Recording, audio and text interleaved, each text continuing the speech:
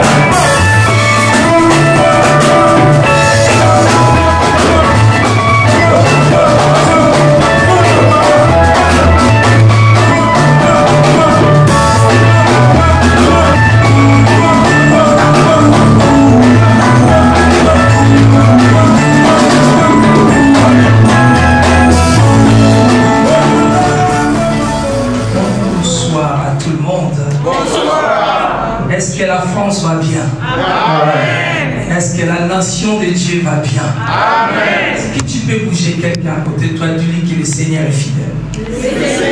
Change de personne, pas seulement la même personne. Tourne. Je veux que tu tournes et tu dis à quelqu'un, le Seigneur est fidèle. Non, bouge quelqu'un, il faut que tu te déplaces. Alléluia. Dis, le Seigneur est fidèle à quelqu'un. Alléluia. Alléluia. Si ton père est riche, tu ne vas pas dire papa bénis-moi. Non. Tu vas dire si mon père est riche, c'est que je suis riche. Maintenant, si vous croyez que vous êtes riche en Jésus-Christ, comment on pourra l'acclamer? Une acclamation qui révèle que tu es riche en Jésus-Christ. Yes. Alors, je te laisse sans le micro, sans le groupe de louange, le groupe d'adoration, parce que l'adoration, c'est ton cœur. C'est la connaissance de ce que tu as de Dieu. L'adoration, c'est donner à Dieu ce qu'il mérite. C'est ça l'adoration. Voilà pourquoi la Bible a dit, tu adoreras le Seigneur, ton Dieu à l'esprit et en vérité. Donc, c'est-à-dire, maman, tout le monde peut louer Dieu, mais tout le monde ne peut pas adorer Dieu. C'est ça. Non, mais quelqu'un n'a pas compris ça. C'est-à-dire que tous ceux qui respirent, on ne dit pas les chrétiens, on ne dit pas les croyants, on dit tous ceux qui respirent. Donc même la chaise connaît, c'est lui qui l'a fait naître. Même la pierre connaît, c'est lui qui l'a fait naître. Donc quand la Bible dit tous ceux qui respirent, même ceux qui ne chantent pas pour le nom de Jésus, quand ils disent Dieu merci, vous ne devez pas aller contre eux. Parce que c'est lui qui les a créés. Mais l'adoration est réservée à ceux qui ont Jésus-Christ. Parce que l'adoration, c'est une vie. Alors quand on adore avec la conscience de qui nous sommes. Alors si quelqu'un sait qu'il est riche en Jésus-Christ, si tu es vraiment un bon adorateur, commence à bénir le Seigneur par tes paroles. Commence à dire à Jésus merci par le moment où nous sommes en train de parler là. Commence à dire merci pour la vie que tu m'as donnée. Vous savez, la vie éternelle, c'est une vie. Vie, c'est quelqu'un, quand tu respires, c'est ça la vie. Est-ce que quelqu'un a la vie éternelle ici? Est-ce qu'on peut commencer à bénir le Seigneur pour la vie? Juste que tu te lèves, commence à bénir le Seigneur pour la vie. S'il vous plaît, bénissez le Seigneur pour la vie. Alléluia. Gloire à Jésus. Gloire à Jésus. Nous sommes en train d'écraser le diable parce que le diable, il aime qu'on se plaint. Mais lorsqu'on bénit Dieu, on est en train de confirmer à Satan que tu es un échec. Et que tu n'as rien à voir avec moi. Je suis béni. Père, je te bénis parce que je suis béni. Père, je te bénis parce que tu m'as béni en Jésus-Christ. Je te loue, je te célèbre. Tu mérites la gloire et l'honneur. Seigneur, à jamais tu seras. Père, merci pour l'amour qui est manifesté en Jésus-Christ. Merci. Merci pour ce que je suis en toi. Père, merci pour ce que tu fais dans la vie et pour ce que tu continueras à faire. Parce que tu as dit dans ta parole, tu as le projet de bonheur et non de malheur. Seigneur Dieu, notre vie, c'est de te louer, d'adorer, Seigneur. Merci pour tout ce que tu fais. Alors, comme tu as prié, acclame le Seigneur. Yes. Gloire à Dieu. Merci Jésus. Vous pouvez vous asseoir. Sans plus tarder, je vais premièrement me tourner vers ces deux familles.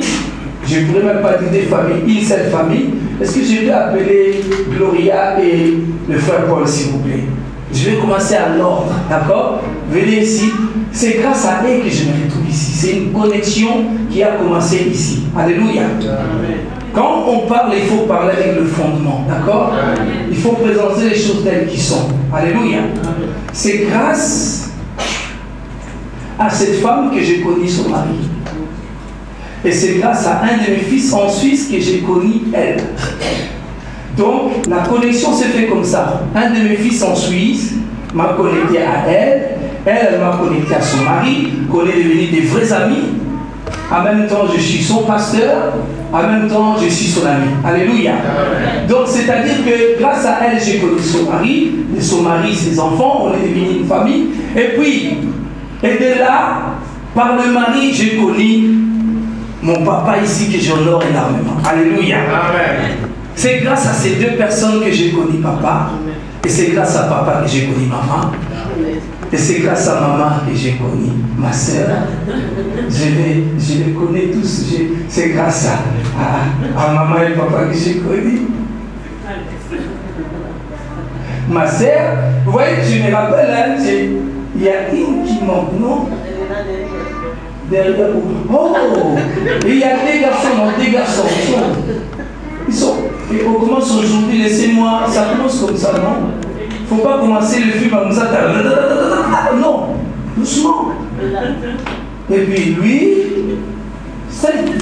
j'ai embrassé 5 enfants. Oui, donc il est là. Ok. Et puis lui. Et grâce à nos parents là, j'ai connu l'église. Est-ce que c'est pas merveilleux? La famille grandit, non? Est-ce qu'on peut acclamer le Seigneur pour ça? Mais regarde comment tu fais les choses. Et aujourd'hui, vous me connaissez maintenant. Qui a fait ça? C'est Jésus. Si je ne connaissais pas Jésus, je ne pouvais pas être connecté avec Gloria. C'est grâce à Jésus que les connexions, ça s'est fait. Amen. Et moi, je vais me présenter. Je ne suis pas venu seul. Je suis venu avec ma moitié. Alléluia. Mais malheureusement, elle est au chemin avec notre petite fille. On vient juste de commencer à avoir des enfants. C'est ma première. Et elle est difficile parfois. Alléluia. Donc, je l'ai laissé un peu s'arranger pour qu'elle vienne avec le temps. Moi, j'ai voulu respecter le temps. Alléluia. Donc, elle va nous rejoindre très bientôt ici. Avec ma fille qui va avoir 3 ans maintenant, dans ce mois ici, mais je ne vous dirai pas les dates parce que vous ne serez pas dans l'anniversaire. Ça ne sert à rien. Non, je déconne. Alléluia, c'est pas ça qui est le plus important. Et puis j'ai amené avec moi mes 2 fils. Il y a Jérémy, si tu peux t'élever. Ça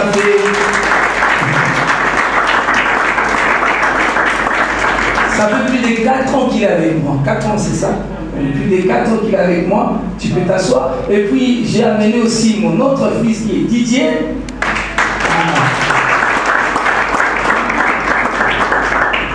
Il habitait des heures loin de chez moi. À cause de la connexion, il est venu habiter dans ma ville. Donc ça fait aussi 4 ans, non? Donc ils sont venus presque dans le même temps. Alléluia. Ils sont venus, c'est eux qui m'accompagnent. Lui, souvent quand je prêche, j'aime beaucoup quand il prend la Bible pour interpréter les phrases qui sont dites pour que je puisse parler de la part de Dieu. Alléluia. Donc voilà. Et je suis un jeune pasteur. À chaque fois quand j'ai dit ça, ma femme m'a dit non, tu ne peux plus dire ça maintenant, tu n'es plus jeune. Tu as dépassé les 40, les 30, donc tu vas avoir 40 ans bientôt. Dans 2 ans, j'aurai 40 ans. Bon, imaginez, j'ai quel âge? Ah, voilà. Donc ma femme me dit, tu n'es plus jeune. Donc j'ai commencé le ministère très très jeune. Ça fait plus de 15 ans que je suis dans le ministère. Ah oui, 15 ans. Vous imaginez? Donc c'est-à-dire que j'ai appris beaucoup de mes erreurs. Et je bénis le Seigneur qui aujourd'hui m'a permis à connaître ce que je connais de lui grâce à ma consacration. Alléluia. Ce n'est ni par foi ni par puissance, mais par son esprit. Donc j'ai un parcours énorme et par la grâce de Dieu, l'église adéquate, nous avons notre église centrale, Son of the Light, c'est en anglais, mais j'ai donné ça en français parce que papa il ne maîtrise pas le français, l'anglais. Amen. Comme moi aussi je ne maîtrise pas d'autres langues, c'est tout à fait normal. J'ai dit papa, il est à français, ça sera normal. Son of the Light, vous cherchez ça en français, vous ne trouverez pas. Notre église, ça s'appelle Son of the Light. Vous l'écrivez en français, vous ne le trouverez pas. Je ne sais pas, Dieu m'a donné en anglais et voilà, je l'ai gardé comme ça. Alléluia. J'ai été beaucoup inspiré et enseigné par ces personnes. Donc du coup, j'ai gardé en fait cette origine de l'anglais. Amen. Donc, notre église, il s'appelle Son of the Light, donc les fils des lumières. Donc je suis pasteur, ça fait maintenant 15 ans qu'on a une église en Belgique, précisément à région de Liège. Et puis nous avons une autre église en Suisse, précisément à Genève. Alléluia. Amen. Donc le Seigneur m'a fait grâce que je sois connecté avec papa, que je puisse pendant ces 10 jours apporter sa parole, et pas par moi-même, par sa grâce. Alléluia. Amen. Aussi une grande telle comme ça, Je ne sais pas comment je vais faire par moi-même, le Saint-Esprit m'aidera à être utile pour le peuple de Dieu. Alléluia. Amen. Donc voilà, je ne sais pas si je me suis bien présenté, ou bien j'ai raté quelque chose. Voilà. Nous ne sommes pas venus ici pour moi, pour l'église où je suis venu ici parce que le Saint-Esprit a quelque chose pour nous. Amen. Alléluia. Amen. Alors, une seule chose que je vais demander à chacun de nous ici, est-ce qu'il y a des gens qui parlent la langue ici? Les gens qui parlent la langue, levez-vous s'il vous plaît. Tous ceux qui parlent la langue. Juste tous ceux qui parlent la langue. Tous ceux qui parlent la langue. Ok. Vous êtes là? Vous êtes avec moi? Ok. Ok. Mon frère, tu parles la langue? Ça fait longtemps? Ok. Vous savez pourquoi j'ai demandé aux gens qui parlent la langue de se mettre debout? Parce que vous savez que le parler la langue est très important. Est-ce que vous le savez pour vous que vous n'êtes pas debout? Est-ce que vous connaissez le parler la langue? Pour ceux qui ne sont pas debout, vous connaissez le parler la langue? Si vous connaissez, juste levez la main. Ceux qui ne connaissent pas, ne levez pas la main. Ok. Vous pouvez vous asseoir, merci. Pourquoi je pose cette question? On est à l'église, non? Amen. Ça ne doit pas être gênant de parler des choses bibliques, non? Amen. Ok. Vous savez que dans Marc, quand Jésus il envoie les apôtres, il a dit: à mon nom, vous chasserez des démons, vous parlerez des nouvelles langues. Est-ce que vous savez ça? Amen. Voilà, ma femme est arrivée avec ma fille. Alléluia. Amen. Il dit: vous parlerez des nouvelles langues. On va le prendre avant de rentrer dans mon but de message. On va prendre Marc.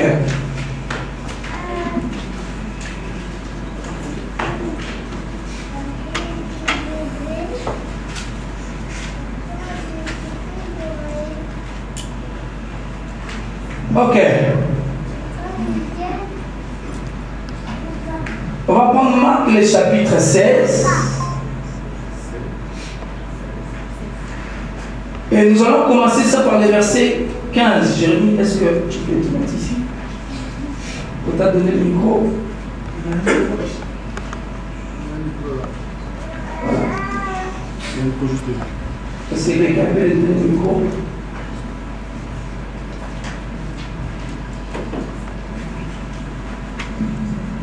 Je verrai bien juste qu'on lit ça. Amen. Ok. On va commencer dans le verset 15. Jérémie, tu peux aller? Puis il leur dit: allez par tout le monde et prêchez la bonne nouvelle à toute la création. Oui. Celui qui croira et qui sera baptisé sera sauvé, mais celui qui ne croira pas sera condamné. Voici les miracles qui accompagneront ceux qui auront cru. En mon nom, ils chasseront les démons. Ils parleront de nouvelles langues. Vous attendez ça? Est-ce que vous attendez ça? Amen. Il dit: à mon nom, ils chasseront les démons et ils parleront de nouvelles langues. Est-ce que vous avez vu ça dans la Bible? Vous l'avez tous vu. Ok. On va maintenant aller vers quelqu'un qui l'expérimente dans sa vie, qui l'a expérimenté dans sa vie, qui a changé son ministère. Est-ce que vous comprenez? C'est-à-dire que cet homme de Dieu-là, et moi et vous, nous avons besoin de la chose qui fait marcher notre foi. Yes. Est-ce que vous êtes avec moi? Amen. Je ne vais pas commencer à prêcher sans parler de ça. Alléluia. Parce que c'est important. C'est important de comprendre ça. Il dit: vous parlerez. Hein, papa? Là, on voit bien, il dit: vous parlerez de nouvelles langues. C'est-à-dire que c'est un ordre, c'est une direction du Seigneur. Ce chapitre parle d'une direction. Dieu te donne la direction. Comme on dit dans Proverbe, un peuple sans vision, il est quoi? Sans foi, mais heureux celui qui observe quoi? La loi. Ça veut dire que la loi de Dieu, les directions de Dieu sont révélées dans sa parole. Alléluia. Amen. Et c'est très important de comprendre. Alors, un adorateur, c'est celui qui aime Dieu en fonction de ce qu'il lui donne. Amen. Et la Bible dit, les vrais adorateurs adorons le Seigneur en esprit et en vérité. C'est-à-dire quoi? Tu ne peux pas adorer Dieu sans la vérité. Oubliez d'abord l'esprit. Pourquoi j'ai dit oublier d'abord l'esprit? Parce qu'il y a des gens, l'homme de Dieu, qui peuvent avoir l'onction sans la connaissance. Laissez-moi vous expliquer ça. D'accord? Ça veut dire que l'esprit agit par la parole. Ça veut dire qu'il faut la sagesse pour utiliser mieux l'onction. C'est ce que je suis en train de dire. Rappelez-vous, dans Genèse, la Bible dit que, dans Genèse chapitre 1, le verset 1, il dit que l'esprit mouvait. Et quand Dieu a parlé, l'esprit a agi. Donc il fallait que la parole sorte pour que l'esprit suive. Donc c'est-à-dire quoi? Quand vous ne comprenez pas une chose, il faut les comprendre pour les consommer. Amen. Il y a des gens, ils ne parlent pas non parce qu'ils ne comprennent pas. Et du fait qu'ils ne comprennent pas le but de quelque chose, ils négligent. Vous comprenez? Vous négligez l'onction qui est derrière ça. Or, c'est par ça que Paul est devenu le plus grand prédicateur de son temps. Amen. C'est ça. Vous comprenez?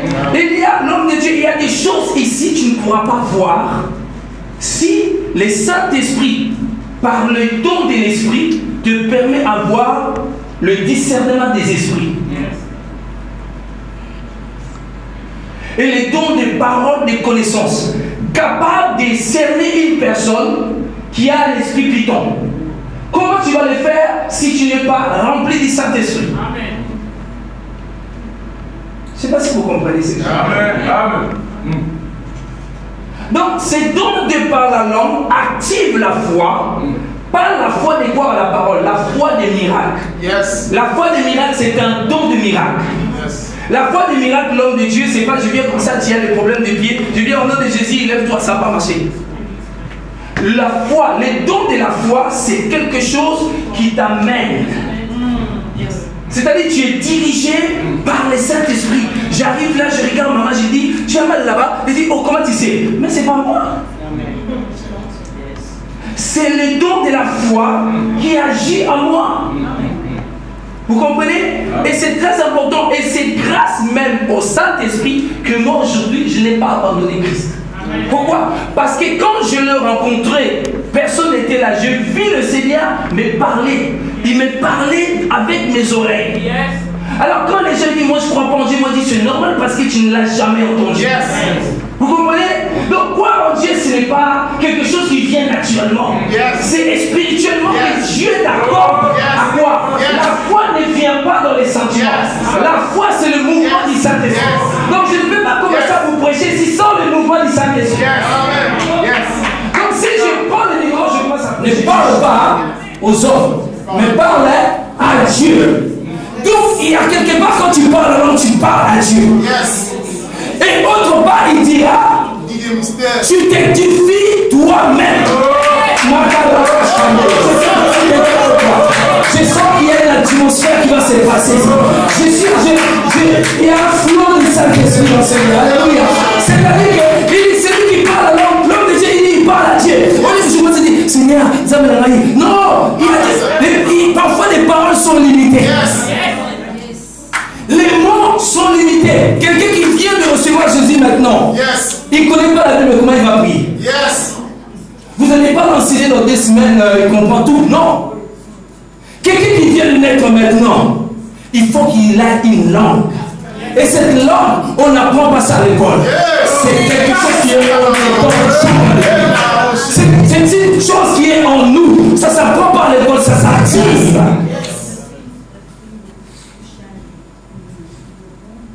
Alléluia. Ça s'active. Parce que c'est un don qui te garde dans la foi. Yes. C'est un don qui te garde dans le mal. Yes. C'est un don qui t'attache à Dieu. Yes. Il dit tu pries alors qu'il parle à Dieu. Donc chaque fois que tu pries alors, tu es en train de parler à Dieu. Et autrement il dit celui qui parle alors c'est divin. Oh my God, je vais aider quelqu'un. Écoutez, prenez la batterie. Une batterie qu'on doit charger pour utiliser cette micro. Et tant que la batterie est faible, il ne peut pas nous être utile. Un chrétien faible n'est pas utile. Est-ce que vous savez? Un chrétien faible, il se plaint tout le temps. Il ne peut pas être une bénédiction. Alors la Bible dit vous êtes une lumière du monde. Une lumière sur Dieu, sur mon âme, ne peut jamais être cachée. Et quand un chrétien se plaint, ce n'est pas qu'il n'a pas Dieu, c'est qu'il n'est pas chargé. Il faut charger la batterie. Parce qu'il faut charger, non, je dis, il faut charger la batterie. Parce que le problème fait partie de la vie. Si je ne veux pas les problèmes, mais ceux qui sont morts, qui n'ont pas de problème. Mais ceux qui sont vivants, nous avons des problèmes. Alors si nous avons des problèmes, nous avons Dieu. Et il nous a donné des pierres pour transformer les problèmes.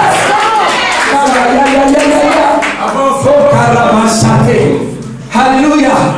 Il s'édifie lui-même. Tu actives les anges. Tu actives des visions. Le miracle va t'accompagner. Alléluia. Tu seras différent. Il y a des chrétiens, mais toi tu seras extraordinaire. Alléluia. Est-ce que quelqu'un est avec moi? Ah, j'ai plein de versets sur ça. Vas-y. On va aller dans 19. Acte 19. Regardez ici, l'homme de Dieu. Acte 19. Il dit quoi? Commençons par le premier verset. Il dit pendant qu'Apollos était à Corinthe, oui. Paul, après avoir parcouru les hautes provinces de l'Asie, oui. arriva à Éphèse. Oui. Ayant rencontré quelques disciples, il leur dit oui. avez-vous reçu le Saint-Esprit quand vous avez cru? Ils lui répondirent nous n'avons pas même entendu dire qu'il y ait un Saint-Esprit. Est-ce qu'il y a des chrétiens sans le Saint-Esprit? Un chrétien, c'est celui qui a le Saint-Esprit. Si tu n'as pas le Saint-Esprit, tu n'es pas chrétien. Vous voyez, il était précis. Avez-vous reçu le Saint-Esprit quand vous avez crié en Jésus? Parce que du fait de croire à Jésus, c'est d'hériter la vie éternelle. Et la vie éternelle est dans le Saint-Esprit. Avez-vous reçu le Saint-Esprit quand vous avez cru? Il dit non, mais c'est normal que vous ne parlez pas dans l'esprit. Ok, la suite il dit de quel baptême avez-vous donc été baptisé? Et il répondit du baptême de temps. Est-ce que vous savez qu'il y a eu du baptême dans les temps de Paul? Il y a le baptême pour les Juifs, il y a le baptême en Jésus-Christ. Alléluia. Le baptême pour les Juifs, c'était de se repentir pourquoi en Jésus. Et nous ne devons pas le faire. Parce que nous ne sommes pas Juifs. Nous devons faire le baptême à recevoir Jésus pour être sauvés. Mais ils devaient recevoir Jésus comme prophète pour être sauvés. Il dit, vas-y, continue. Alors Paul dit, oui. Jean a baptisé du baptême de repentance, oui. disant au peuple. Est-ce que toi tu étais peuple juif, toi? Alléluia. Tu es devenu le peuple de Dieu à travers Jésus-Christ. Ok, regarde, c'est ça qui confirme. Et puis la suite il dit, disant au peuple de croire en celui qui venait après lui, oui. C'est-à-dire en Jésus. Oui. Sous ces paroles, ils furent baptisés au nom du Seigneur Jésus. Ça c'est le deuxième baptême. C'est le baptême pour Jésus. Ok, la suite il dit, lorsque Paul lui eut imposé les mains, oui. Le Saint-Esprit vint sur eux, oui. Et il parlait en langue et prophétisait. Vous entendez? C'est relié. Parler en langue et prophétiser. Non, répétons avec nous. Parler en langue et prophétiser. Et vous cherchez les prophètes pour prophétiser pour vous. Mais il a juste une personne qui vient juste de recevoir Jésus, il parle en langue. Yes, come on. Alléluia. Yes. L'église veut dépendre des hommes alors que Dieu dit dépendez de moi. Yeah. C'est ça. Et il dit il parlait en langue et il prophétisait. On va prendre Gilles le chapitre 1, le verset 20. Il n'y a pas 2 chapitres, il n'y a pas 3. Alléluia. Le verset 20, il nous dit Pour vous, bien-aimés, Oui. vous édifiant vous-même sur votre très sainte Vous foi. rendez fort vous-même par votre foi. Donc le parler en langue, ça amène la foi. Ok, la suite il dit. Et priant par le Saint-Esprit. Donc en priant par le Saint-Esprit, les prières en langue. Alors, parce qu'on va se poser la question, prier par le Saint-Esprit, c'est quoi? Qui peut me dire c'est quoi prier par le Saint-Esprit? Parce que si tu pries dans l'Esprit, c'est le parler par l'Esprit. Et puis quand tu t'édifies dans le parler en langue, en fait, tu crées la foi en toi. Parce que la foi vient, mais il faut l'activer. On peut l'activer avec écouter la parole, mais on peut l'activer avec les dons du Saint-Esprit. Alors pourquoi je vais commencer par ça? Parce qu'il est très important de comprendre que le thème que nous avons ici, c'est un thème qui est très important. Alléluia. Et j'aimerais bien chaque personne qui vient m'attendre cette partie de vérité sur le parler en langue. Et je sais que si Dieu fait grâce, un jour on aura ce thème parce que la connexion ici c'est pour toute la vie. Alléluia. Je ne crois pas à une connexion qui s'est détruite. La connexion qui s'est détruite, ce n'est pas de Dieu. Si vous étiez connecté avec quelqu'un et que vous êtes séparés, c'est que cette personne-là vous a trahi. Alors si vous a trahi, c'est qu'il n'est pas de Dieu. Alléluia. La trahison ne vient pas de Dieu. Il faut rassurer les gens. Si comme tu es connecté avec moi, toi tu vas avancer, moi aussi je vais avancer. Amen. Rassurer les gens. Rassurer les gens. Alléluia. Et c'est important de comprendre ce que je dis. Et les amis, je suis prophétique. Je ne suis peut-être pas béni, mais le même Christ qui est béni, et là je l'ai. Alléluia. Alors c'est important de comprendre ça. Alors, je résume ce que j'ai dit par rapport au Saint-Esprit. Un peu de temps parce que on n'a que 2 jours et j'ai un message très important à communiquer. Mais je veux qu'il y ait le mouvement du Saint-Esprit avant que je commence à parler. Alléluia. Alors, qui est cette personne qui avait dit que je ne parle pas à langue, qui a envie de parler à langue? Qui a laissé déjà le Seigneur dans sa vie, qui a dit je ne parle pas en langue, qui a envie de parler à langue? Oh, il y a personne. Toi, ma soeur, tu as déjà reçu Jésus dans ta vie? Ok. Donc, elle ne parle pas langue. Ok. Il y a toi, qui encore?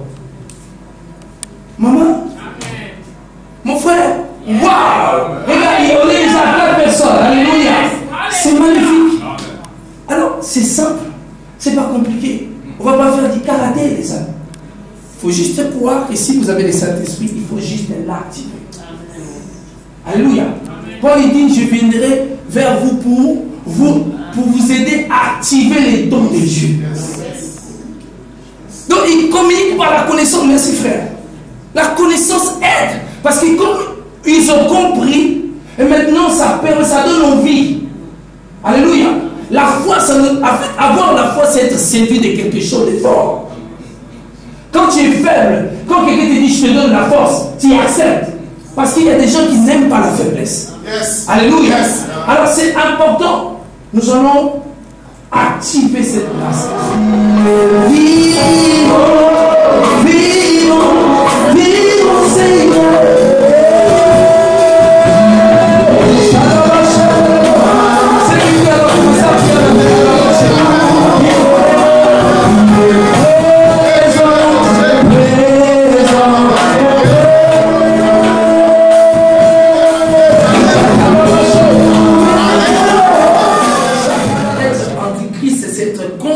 Les œuvres de l'Esprit aussi.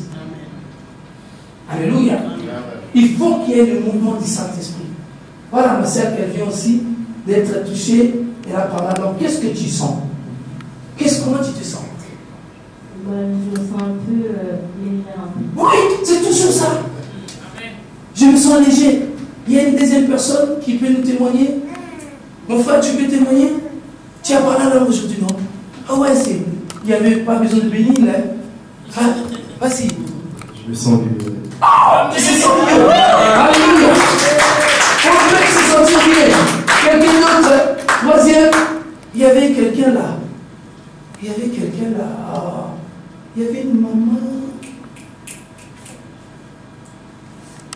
Elle devait le sentir, j'ai senti. Il faut le sentir. Amen. Il faut les sortir, maman, parce qu'elle est beaucoup sensible. Mais il y avait une autre maman. Elle avait des cheveux blancs. Oh, ok, tu vois, je vois. Hein, maman, c'est comment? Hein? Ça dit quoi? Ah, Rémi. Oh, votre m'a renouvelé. Alléluia. Ok. Merci Saint-Esprit. Alléluia. Merci Saint-Esprit. Alléluia. Amen. Mon frère à côté, je bénis le Seigneur pour ta présence. Amen. C'est une fois que je l'ai vu inviter Gloria pour ses prestations. Alors quand je priais pour les gens de cette ville, et lui il a apparu dans mes prières. Et Dieu avait commencé à me parler pour lui. Mais ça sera entre toi et moi. Alléluia. Gloire à Jésus. Je bénis Dieu pour votre amour pour le Saint-Esprit. Alléluia. Et ces 3 filles qui sont derrière là, Dieu va beaucoup vous utiliser. Vous êtes amis, famille? Amis? Magnifique. On sent l'amour pour le Saint-Esprit. C'est vrai, hein? Yes. C'est vrai, hein? Oh, ça c'est connaître les choses de l'Esprit. Alléluia. Alors, sans plus tarder, on va essayer de rentrer dans notre sujet. Alléluia. L'autre thème, on peut le mettre ici.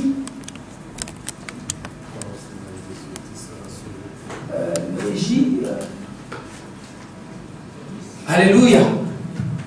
Crois en Seigneur Jésus-Christ, tu seras sauvé, toi et ta famille. Je vais juste aider quelqu'un à comprendre ici. Dans l'autre version, on dit ta maison. Pas ta famille qui soit en Afrique, tous, non. Ta famille, premièrement, ta maison.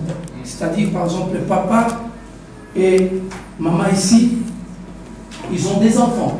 On parle d'une maison, une famille, d'accord? Pas le complet des oncles, tantes, d'accord? Si on va rentrer dans la pensée qui est là-dedans, d'accord? Une famille commence par 2 personnes et après, ensuite de suite, ça grandit, d'accord? Pourquoi je vais expliquer ça comme ça? Parce qu'il est très important, pas seulement de prêcher, mais d'enseigner pour que les gens comprennent. Tu seras sauvé. Crois en Seigneur Jésus qui veut dire recevoir son message. Alléluia. Parce que le terme croire veut dire accepter une vérité qui est dite et qui est communiquée. Est-ce qu'on est ensemble?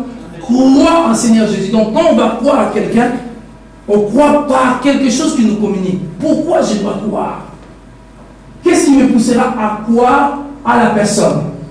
Croire, c'est accepter un message qui est communiqué ou une parole qui est communiquée. Par exemple, je dirais à quelqu'un, je dis, tu crois que je suis noir? Réponds-moi.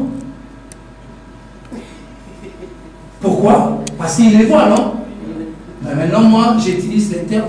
Tu crois que je suis un homme de couleur? Parce que je n'aime pas les termes noirs. Il va me dire oui. Pourquoi? Parce qu'il le voit. On ne peut que croire à quelque chose qu'on nous a fait croire, connaître. Croire à Seigneur Jésus-Christ, tu seras sauvé, toi et ta famille. Donc, c'est-à-dire que Jésus a un message qui sauve. Alléluia. Donc l'individu Jésus a un message qui sauve. Mais maintenant, il faut que vous compreniez, sauver pourquoi? Alléluia. Parce qu'il est important de comprendre ces termes-là. Croire à Seigneur Jésus-Christ. Donc quand on dit croire au Seigneur Jésus-Christ, il n'y a pas seulement le nom Jésus, il y a aussi le nom Seigneur. Donc, c'est-à-dire qu'ici, on doit comprendre quelque chose. Il y a Jésus, il y a Seigneur.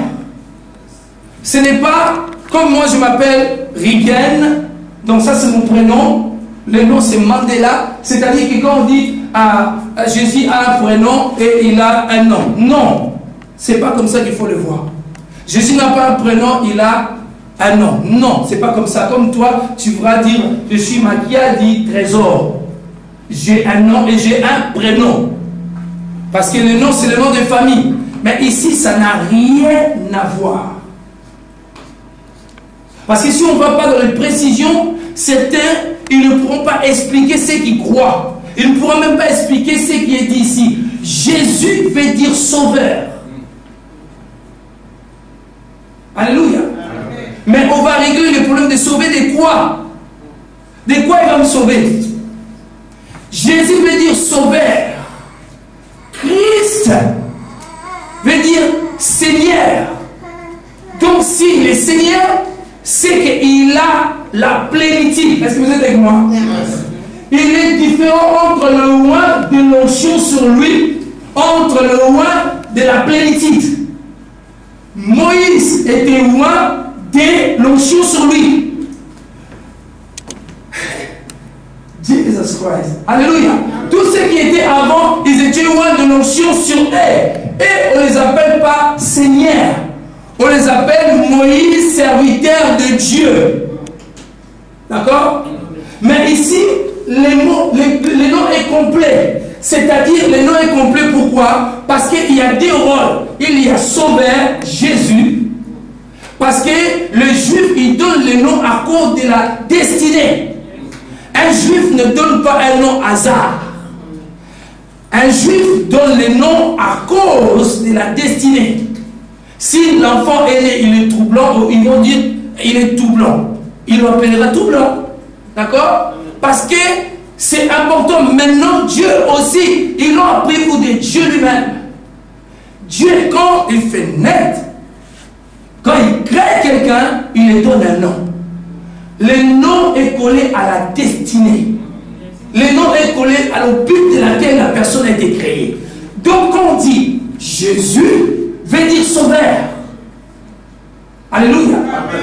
Mais quand on dit Seigneur, c'est celui qui est Dieu. Donc, Seigneur, c'est celui qui est mon Dieu. Seigneur. Voilà pourquoi on dit que Jésus était loin du Saint-Esprit, mais pas comme les autres. Il était loin de la plénitude de Dieu. Alléluia. Amen. Je vais juste exprimer ça avec la Bible. On va prendre Jean. Alléluia.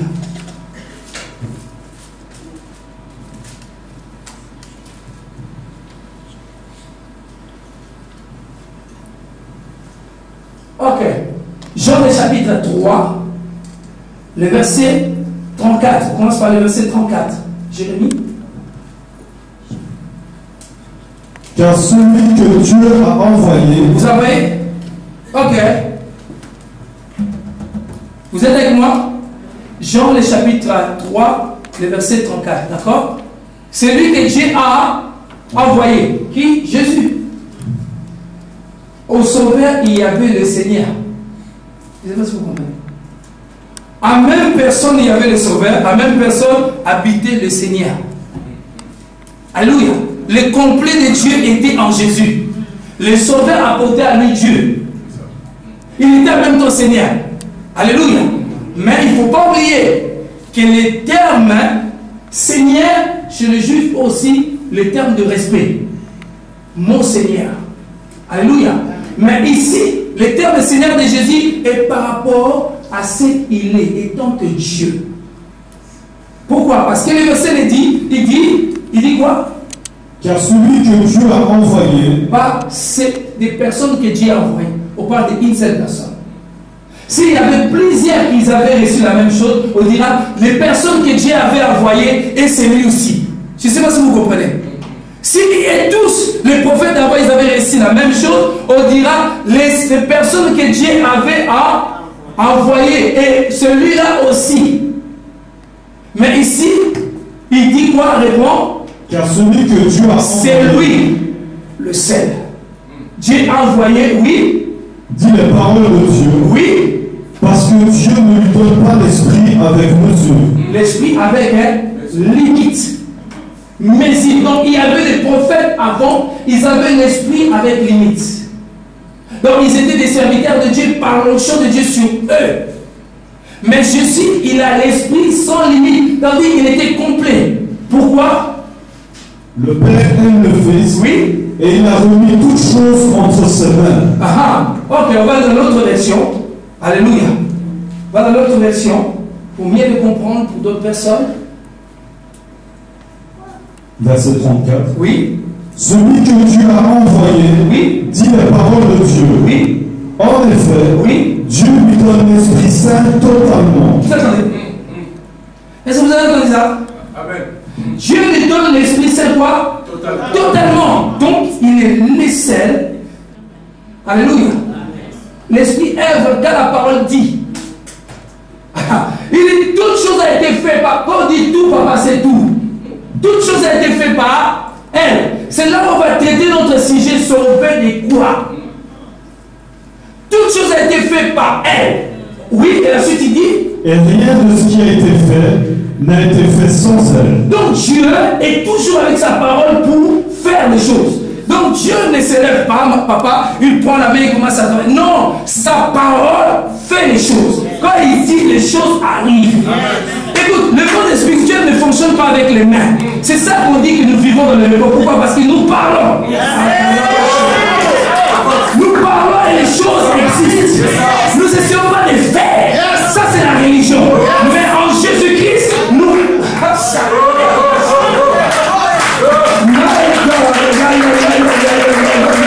Et c'est important. Vous devez apprendre à œuvrer comme votre Père. Rien n'a été fait sans elle. Toute chose a été faite avec la parole. On l'a appelée elle, mais c'est une personne. Alléluia. Alléluia. C'est un homme, on dit elle. Alléluia. Ok, et ensuite il dit.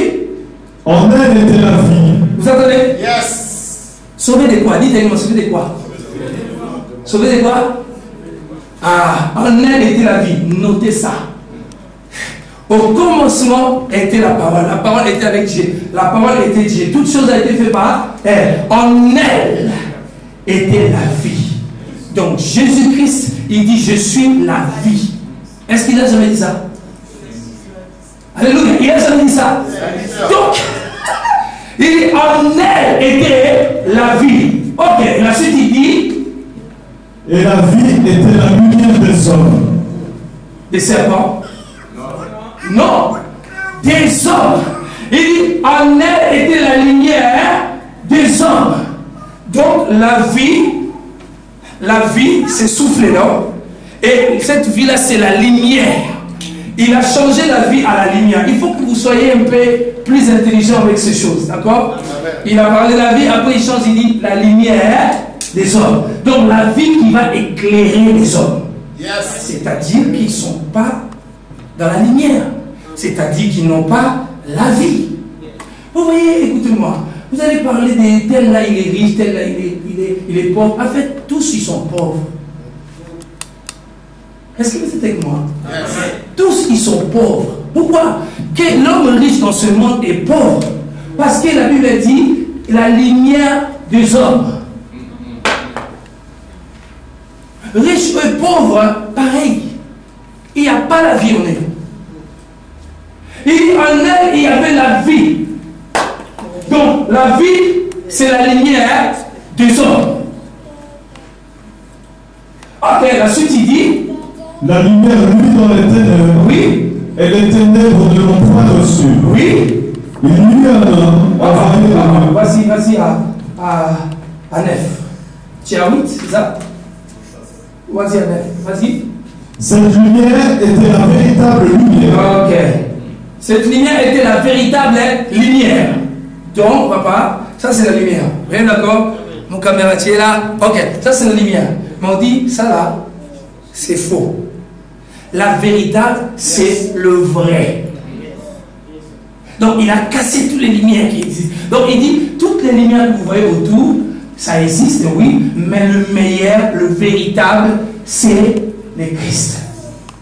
Cette lumière était la véritable lumière. Ok, oui. Qui en venant dans le monde, oui, éclaire tout homme. Éclaire tout homme.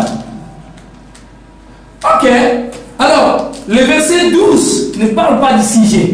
Le verset 12, il confirme une autre histoire. Mais on va aller le continuer au verset 13. Ok, la suite il dit. Verset 13. Oui. Non du sang. Non. 14, pardon. Vas-y. Verset 14. Oui. Et la parole a été faite chair. Vous entendez? Et la lumière là, c'est la lumière du monde, d'accord, qui éclaire les hommes. Et c'est la parole, d'accord. Vous vous rappelez, ça veut dire que commencement était la parole était avec elle, Dieu. Et il dit que cette parole de Dieu s'est fait quoi? Ok, quand il s'est fait chair, il est né où? C'est qu'il dit la Bible. Quand il s'est fait chair, il est né où?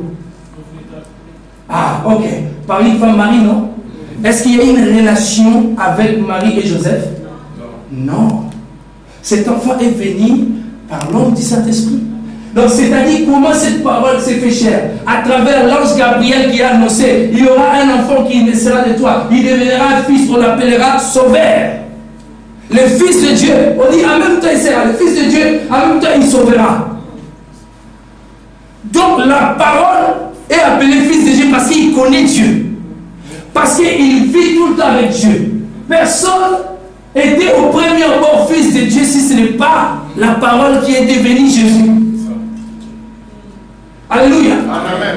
Il dit, oh, la parole s'est fait chair. Pourquoi? Parce qu'il parle à Marie. Tu enfanteras un enfant. On l'appellera Emmanuel. Dieu parmi nous. Amen. Il sauvera son peuple. Dit quoi? Dit ténèbres, du péché. Vous comprenez? Il sauvera le monde du péché. Donc c'est-à-dire que la lumière du monde, à cause du ténèbre qui était dans le monde, dans les hommes. Alors, Dieu va envoyer son fils. Il va naître à travers une femme Marie, qui ne sera pas dans la relation de Marie et son fiancé, parce qu'à ce moment-là, elle n'était pas encore mariée. Dieu va préserver Marie pour faire naître le Saint des Saints et pour faire naître le Sauveur de l'humanité. Et par une parole prophétique, cette femme va accepter, Jésus va naître, le Fils de Dieu va naître, mais avec un mandat. Avec un appel pour sauver les nations du ténèbres, pour sauver les hommes du péché. Parce qu'en lui, il y a la vie. Donc les hommes ont perdu la vie. Yes. Parce qu'il a créé les hommes complets, mais ils ont chuté. Ils ont perdu leur éclat. Donc ceux qui n'ont pas Christ ont perdu leur éclat. Yes. Ceux qui n'ont pas Christ ont perdu leur but pour la vie. Alléluia. Amen. Donc Jésus va naître, il a en lui la vie, il est en même temps le sauveur. Maintenant c'est important de comprendre ici. Il n'a pas commencé son ministère directement, non. La Bible dit qu'il y a un temps fixé. Un temps fixé, Dieu a voulu que Jésus nous sorte du péché. D'accord? Donc en Jésus il y avait Dieu. Voilà pourquoi quand vous lisez dans Jean le chapitre 6, vous voyez comment Jésus s'exprime devant les pharisiens. Et il dit, c'est lui qui m'a vu, a vu le Père.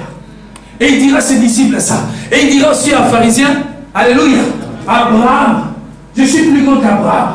Et les gens ne comprenaient pas parce qu'il s'est caché. Au-dedans de Jésus, il y avait un Dieu dedans. Il avait deux identités. Fils de l'homme, fils de Dieu. Alléluia. Fils de l'homme parce qu'il avait la chair comme toi et moi. Alléluia. Fils de Dieu parce qu'il avait la nature de Dieu en lui. Il avait le Saint-Esprit. Le Saint-Esprit habitait pleinement en Jésus. Alors c'est important de savoir. Donc Dieu a fait alliance avec la terre. Il ne pouvait pas venir dans la terre sans pour autant prendre un corps qui respecte les mandats sur la terre. Il est esprit. Et pour que l'esprit puisse visiter un monde terrestre, il fallait qu'il habille un corps. Et il a habillé un corps. Il est venu sur la terre. Jean 14, il dit, et la parole a été faite chair. Oui. Et elle a habité parmi nous. Oui. Pleine de grâce et de vérité. Alléluia. Pleine de grâce et de vérité. Ok, vous pouvez aller. Regardez maintenant ici. Remets-moi les thèmes. Remets-moi les thèmes, s'il te plaît. Alors, regardez ici. Crois au Seigneur Jésus, tu seras sauvé, toi et ta famille. Ok. Sauvé du quoi? Du péché. Donc, il faut bien comprendre ici. Sauvé du péché. Qui sauve du péché d'abord? C'est le Sauveur, Jésus. Alléluia. Le Sauveur. Lui, il sauve du péché. Alors, écoutez-moi. Peut-être je vais choquer quelqu'un. Qui croit qu'il est chrétien, il se considère un pécheur qui lève la main. Quelqu'un qui est chrétien qui pense qu'il est toujours pécheur qui lève la main. Quelqu'un qui est chrétien qui pense qu'il est toujours pécheur qui lève la main. Alors c'est dangereux. C'est très dangereux. Alléluia. C'est dangereux. Si on vous sort du péché, pourquoi vous êtes encore pécheur?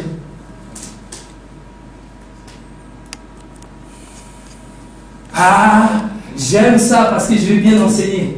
Alléluia. Vous savez, un enseignement peut rentrer que lorsqu'il y a l'ignorance. Amen.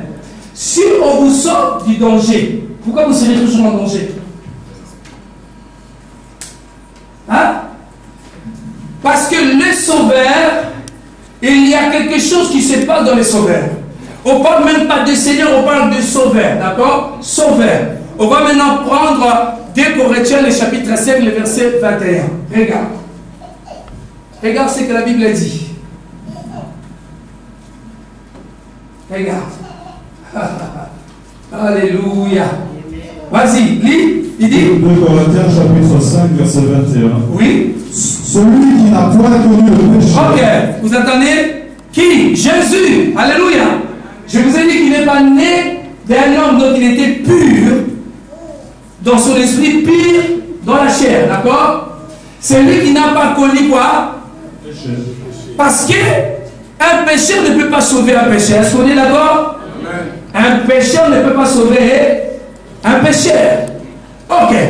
C'est lui qui n'a point connu le péché. Donc, on parle de sa vie. Donc, depuis qu'il était né, Jésus n'a jamais connu le péché. Yes. Est-ce qu'on peut dire ça d'un homme? Mais c'est impossible. Il était le seul qu'on pouvait dire ça.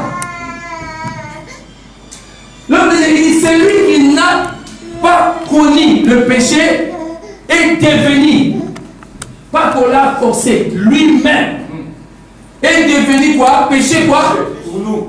Pour nous. Donc, s'il devient péché pour nous, alors pourquoi nous serons encore des pécheurs? C'est ça, Vous comprenez? C'est ça le mauvais enseignement. Si il est devenu péché pour nous, pourquoi nous sommes nous encore des pécheurs? Oh God. Ok. Reprends encore s'il te plaît. Peut-être quelqu'un doit comprendre encore mieux. Vas-y. Celui qui n'a point connu le péché. Oui. Il l'a fait devenir péché pour nous. Oui. Afin que nous devenions en lui justice de Dieu. C'est ça. Est-ce que quelqu'un a entendu la phrase? Est-ce que c'est moi qui ai écrit ça? Non. Non. Oh Jésus-Christ, je suis juste. Moi-même, je ne suis pas juste. Mais il m'a dit, oh moi, tu dois dire. La foi vient de ce que ce qu'on entend vient de. Est-ce qu'on doit attendre ce qu'on sent ou ce que Dieu a dit? Ah, merci. Amen. Merci. C'est ça la vie chrétienne.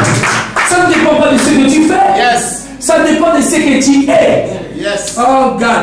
Vous devez comprendre, étant que chrétien, vous êtes bébé et puis vous commencez à grandir petit à petit. C'est pas parce que vous ne marchez pas que vous n'êtes pas un lion.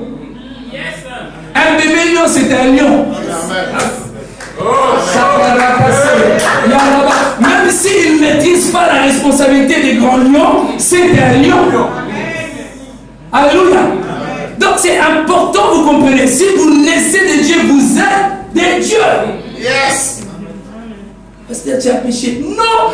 C'est à cause de ça que Dieu ne peut pas marcher avec toi. Yes, c'est ça. C'est à cause de ce mensonge que l'ennemi met dans ta pensée que tu ne peux pas te voir pur. Yes. Parce qu'être pur, ce n'est pas toi qui le fais, c'est yes. Dieu qui le fait en toi. Yes. À travers de la parole, Dieu te justifie par la parole. Voilà pourquoi il a dit mon juste.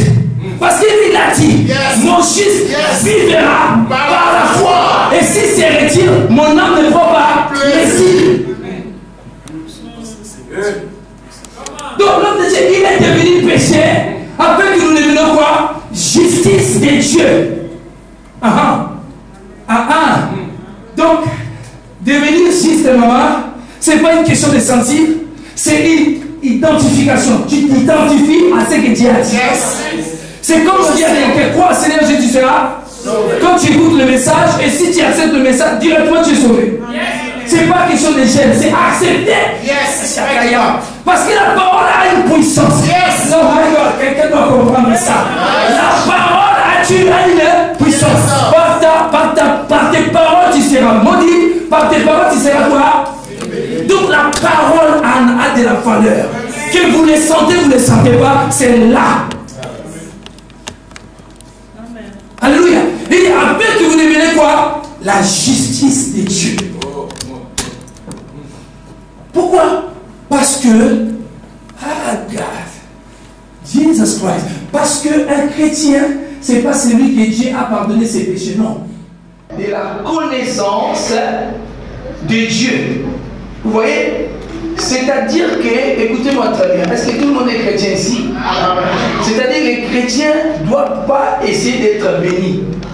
Ils sont bénis. Amen. Mais ils doivent connaître comment toucher et manifester la bénédiction. Vous comprenez? Et c'est important, il dit, nous ne cessons pas de prier que vous soyez remplis de la connaissance de Dieu. Donc tous les jours, ces hommes de Dieu passaient leur temps de prier à Dieu, qu'il leur permette d'être remplis de sa connaissance. Alléluia. Et il dit en toute sagesse et intelligence, c'est quoi? Spirituelle. La sagesse, c'est la compréhension parfaite. D'accord? Donc, c'est-à-dire que quand on a la sagesse qu'on a acquis, la compréhension pour activer la réalité de ce qu'on a entendu. En toute sagesse et intelligence est spirituelle. Donc, quand nous avons compris, après il dit pour marcher. Vous voyez, vous ne pouvez que marcher. Vous pouvez que vivre la vie de Dieu en comprenant comment le vivre. Vous pouvez que vivre votre bénédiction en comprenant comment le vivre. Et pour ça, il est très important, étant que chrétien, de connaître la parole de Dieu pour vivre selon la parole de Dieu. Donc, l'église, c'est un lieu de formation. L'église, c'est une école. Yes. On amène les enfants à l'école pour apprendre, pas pour devenir intelligents. Ils ont le cerveau. Yes. Et grâce à ce qu'ils attendent, ils peuvent répéter, on peut dire que waouh, il a bien compris. Vous comprenez? Donc, il dit ici que notre prière, ce n'est pas que tu sois béni. Il dit, nous prions que vous soyez remplis de la connaissance de Dieu en toute sagesse. Quand on dit en toute sagesse, pas en désordre. Vous savez, la Bible, il y a beaucoup de versets où les gens ne comprennent pas. Il y a quelque part, Jésus dit que je suis venu pour donner la vie. À quelque part, on dit que Jésus a aboli la loi. Il y a beaucoup de choses, mais vous ne pouvez pas les comprendre comme ça. Ça veut dire qu'en toute sagesse, intelligence et spirituelle, pour marcher, dites avec moi marcher. C'est-à-dire que marcher ici a une manière digne. Donc, c'est-à-dire correctement, parfait. Digne de Dieu, lui être quoi? Agréable. Et quand on est agréable à Dieu, c'est qu'on porte des fruits. Quel fruit? Le fruit de la connaissance de Dieu. Cette connaissance, est-ce que quelqu'un nous les donne? Non, c'est Dieu. Il dit, je prie à Dieu que vous soyez remplis de sa connaissance. C'est lui qui l'accorde cette connaissance. Vous comprenez? Amen. Voilà pourquoi un homme ne peut pas parler de Dieu. C'est le Saint-Esprit qui accorde sa parole à celui qui l'a oint pour expliquer. Amen. Parce que la parole de Dieu, c'est pas ce qu'on a appris à l'école. Est-ce que vous comprenez? Amen. C'est-à-dire que la science du monde, la science de notre monde, ce n'est pas la même science de Dieu. Vous n'entendrez jamais parler de Jésus du lundi à vendredi à l'école. Jamais. Alléluia. Mais c'est à l'église que vous entendez parler de Jésus. D'accord? Pour marcher de manière digne et lui être quoi? Donc la connaissance parfaite nous permet à marcher de manière digne de Dieu et lui être agréable, portant de fruits.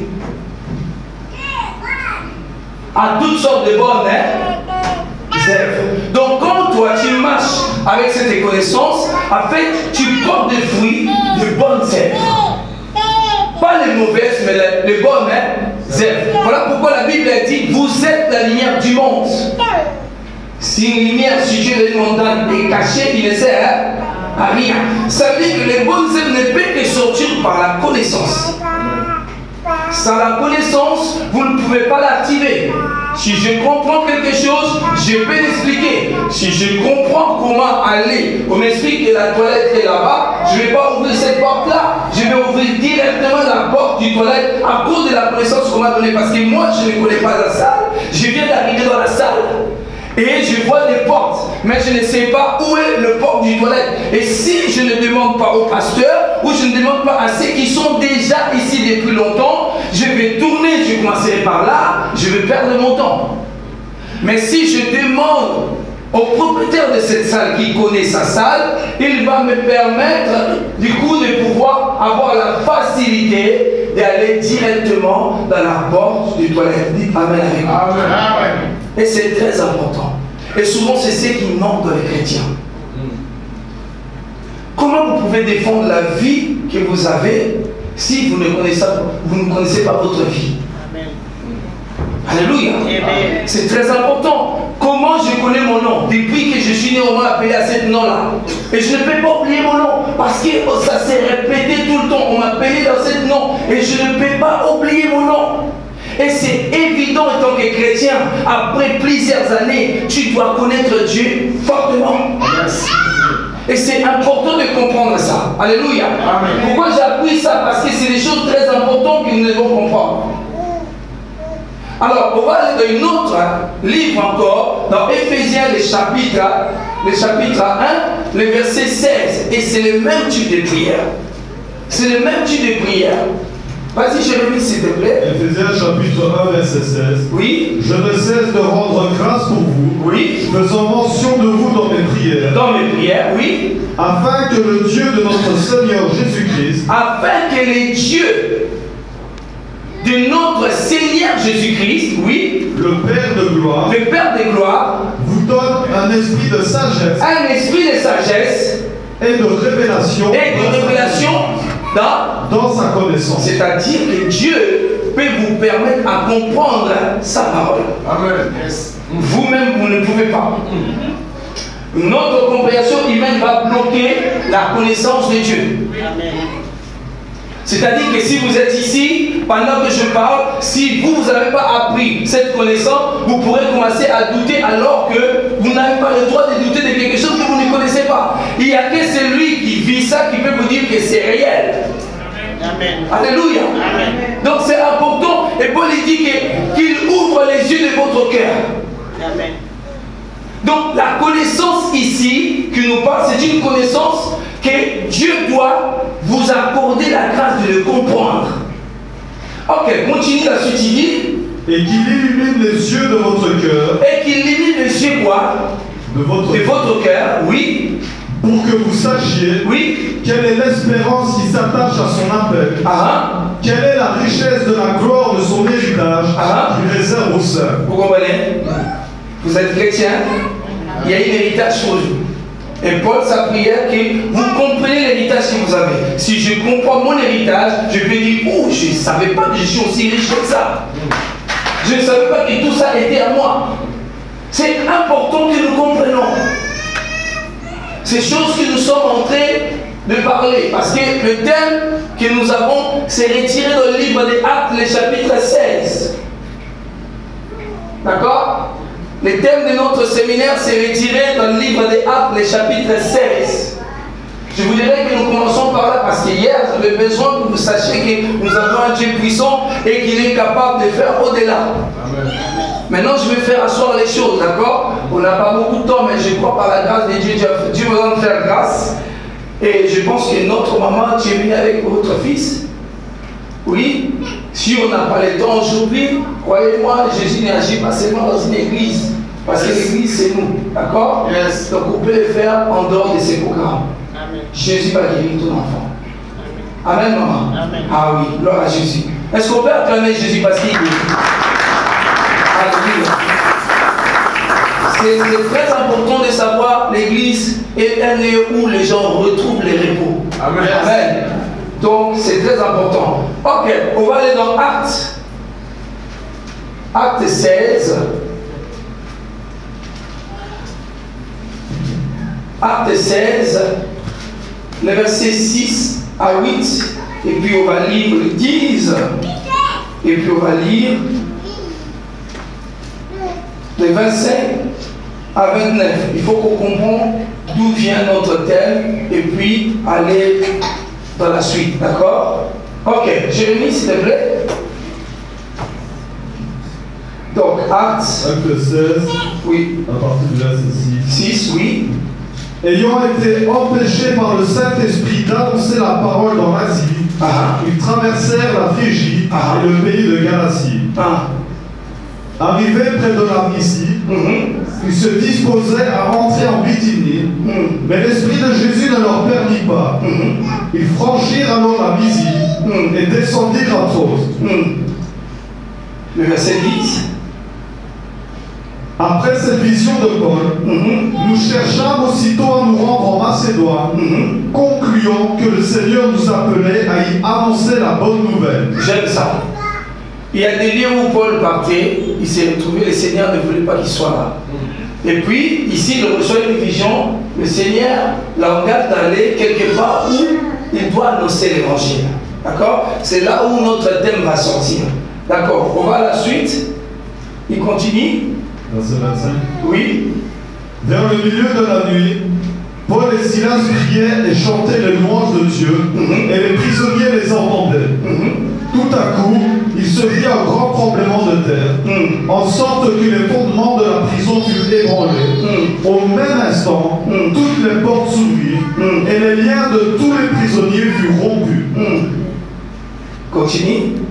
Le geôlier se réveilla, et lorsqu'il vit les portes de la prison ouvertes, il tira son épée et allait se tuer, pensant que les prisonniers s'étaient enfuis. Mais Paul cria d'une voix forte: ne te fais point de mal, nous sommes tous ici.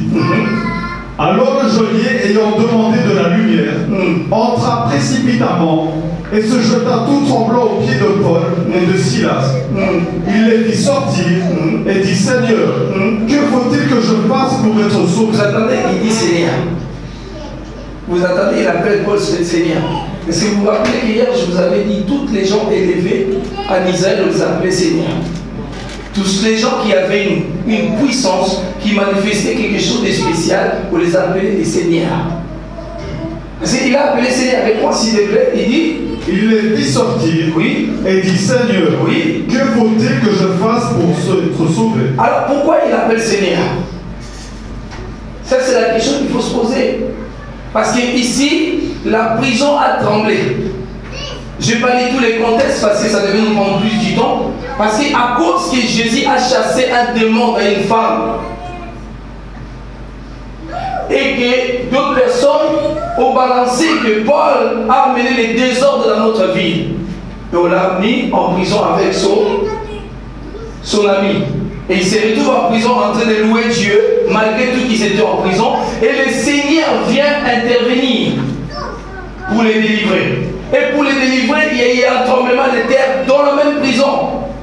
Et quand il y a eu un tremblement de terre, les gardes qui étaient là, il a eu peur. Il a voulu se tuer. Et Paul dit: ne fais pas ça, on est là. Parce qu'il croyait que les prisonniers, ils sortaient. Non, il dit: on est là. Et les gardes, ils voient ça, ils tombent dans les pieds de Paul. Il dit: Seigneur, qu'est-ce que nous devons faire? Lui, s'il te plaît, il dit. Il les fit sortir, oui, et dit: Seigneur, oui, que faut-il que je fasse pour être sauvé? Donc Dieu l'a envoyé dans cette ville pour cet homme. Amen, amen. Rappelez-vous de la vision. Pour cet homme que Dieu l'a envoyé dans cette ville. Donc il fallait qu'il se retrouve en prison pour les gardes qui se retrouvaient là. Est-ce que vous comprenez la destination? Amen. Dieu peut enlever quelqu'un d'une autre ville, d'un autre pays, juste pour une seule personne qui doit être quelqu'un dans les yeux de Dieu. Juste pour les gardes.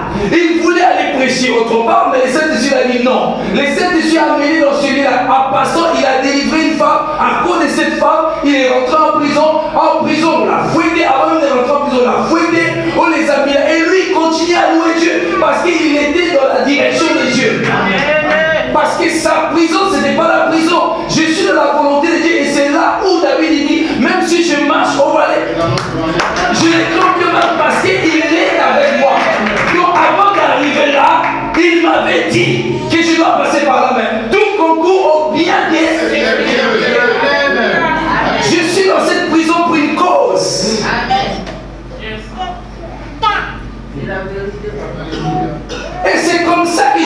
passé à la croix pour te sauver. Peut-être tu n'as rien payé pour être sauvé, mais il y a quelqu'un qui a payé pour être sauvé.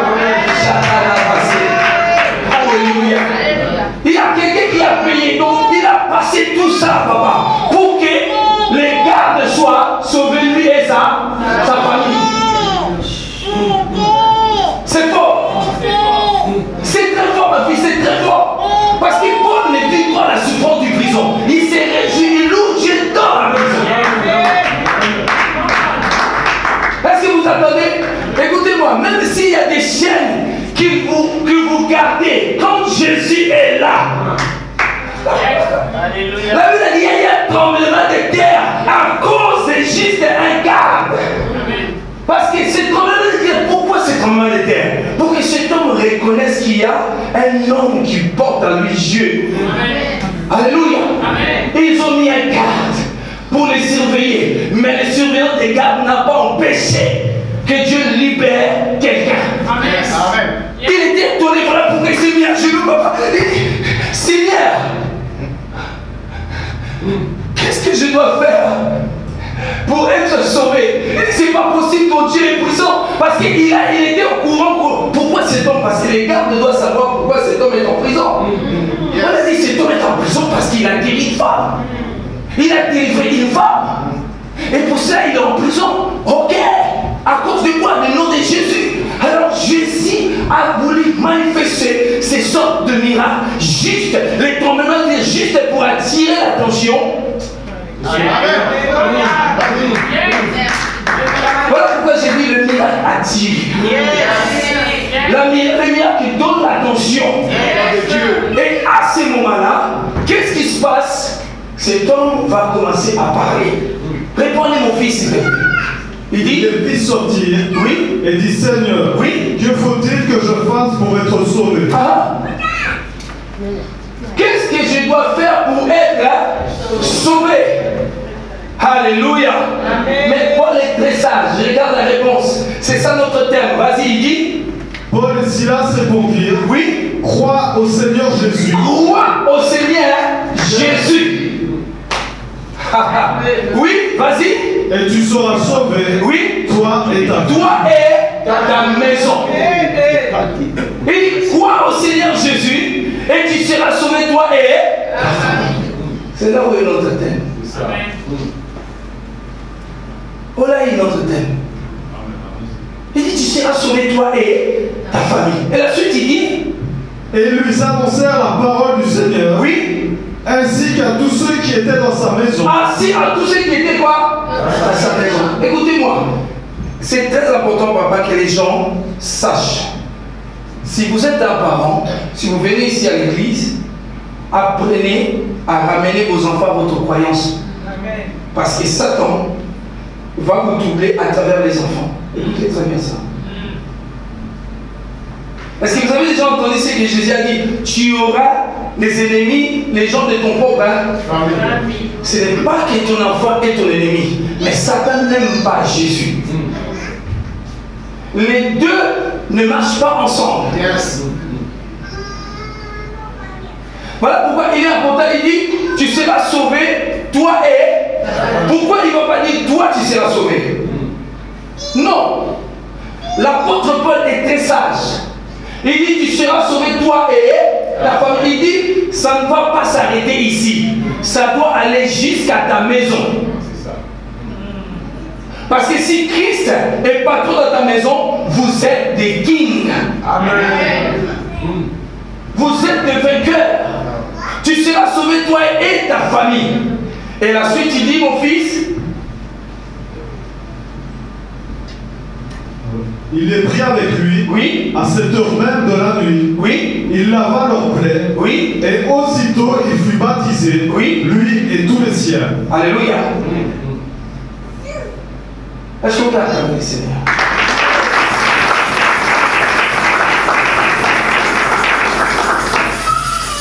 Mais regardons ici. Papa l'a dit tantôt. Il avait soif de connaître la suite des pensées que je donnais à la fin. Qui doit être sauvé? Alléluia.